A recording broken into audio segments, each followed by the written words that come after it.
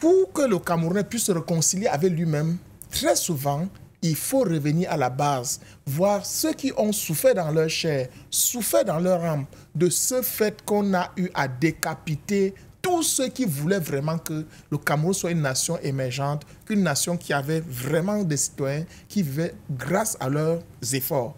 Donc, pour nous, nationalistes, je pense que le président de la République a été mal conseillé. Je pense sincèrement que le président de la République, pour le moment, devrait essayer de trouver des voies et moyens ou un service, parce qu'il y a des vrais historiens au Cameroun qui savent ce qui s'est passé. Nous-mêmes, moi particulièrement, je vais vous dire, je suis petit-fils d'un martyr. Le premier martyr de la lutte d'indépendance, le 20 mai 1955 à Constant, M. Tchamba, c'était mon grand-père qui a été assassiné par le colon. Et jusqu'aujourd'hui, je peux vous dire que nous n'avons eu la honte partout où nous passons. Parce que même nos plantations ont été confisquées par le colon pour donner à des inconnus, à ceux qui ont soutenu le colon à l'époque. Donc je vais vous dire, ce sont des blessures qui sont difficiles à cicatriser.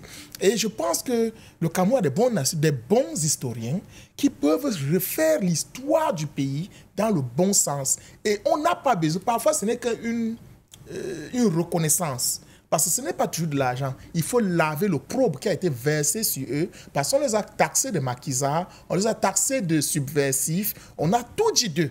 Ils ont été honnis. Ça fait mal. Quand vous passez quelque part, vous entendez ce qu'on dit de votre grand-père, vous dites, mais attends, quelqu'un qui se bat pour dire pourquoi est-ce que le prix du café, le colon décide du prix du café que moi j'ai produit et il décide du prix de la machette qu'il me vend. Et on l'assassine.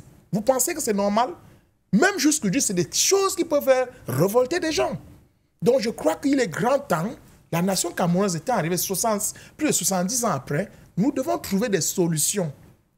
Je pense que nous devons avoir une vision où les problèmes du Cameroun devraient être résolus avec des solutions endogènes. On a l'inconvénient au Cameroun que chaque fois qu'on a un problème, on veut se référer à un autre pays qui avait fait ceci, qui avait fait ça. Et quand on voudrait appliquer ça au Cameroun, très souvent... D'où cette loi de réhabilitation qui a été un peu un modèle calqué et qui est arrivé un peu sous pression quand même.